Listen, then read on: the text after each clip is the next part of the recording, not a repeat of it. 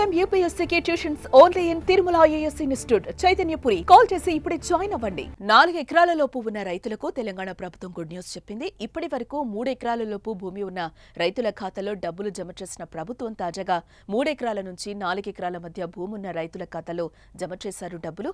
దీనికి సంబంధించి మంగళవారం తెలంగాణ ప్రభుత్వం 200 కోట్లను విడుదల చేసింది.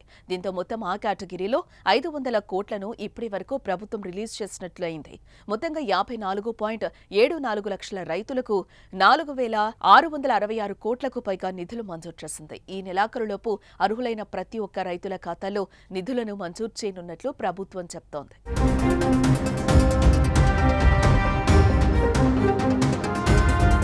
అయితే ఎకరం వరకు భూమి ఉన్న అర్హులైన రైతులకు సంబంధించి కొన్ని సాంకేతిక కారణాలతో పాటు అకౌంట్ నెంబర్లు తప్పు ఇవ్వడంతో ఇప్పటి వరకు నిధులు జమ కాలేదు.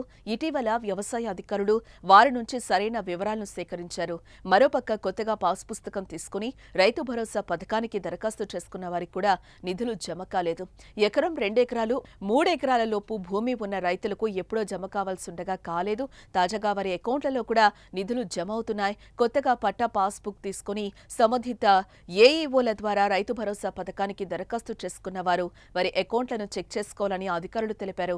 4 ఎకరాల లోపు ఉన్న కొత్త పాత రైతుల అకౌంట్లలో నిన్నటి నుంచి రైతు భరోసా నిధులు జమ అవుతున్నాయి. అయితే 4 ఎకరాల కంటే ఎక్కువ భూమున్న రైతుల ఖాతాల్లో కూడా ఈ నెలాఖరు లోపు నిధులు జమ చేసేందుకు ప్రభుత్వం చర్యలు చేపట్టింది. ఆయా మండలాలు, గ్రామాల వారీగా అర్హులైన వారి వివరాలు సేకరించిన ప్రభుత్వం వారి అకౌంట్లలో కూడా త్వరలో నిధులు జమ అవుతాయని అధికారులు చెబుతున్నారు.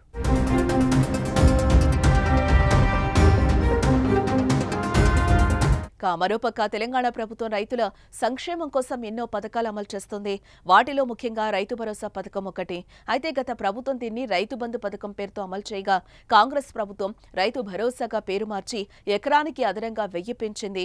2 దఫాలుగా ఒక్క సంవత్సరంలో ఎకరాకు 12,000 రూపాయలు జమ చేయనున్నారు. అయితే ఇప్పటికే రైతు భరోసా నిధులను అర్హులైన రైతు అకౌంట్లోకి ప్రభుత్వం జమ చేస్తూ వస్తోంది.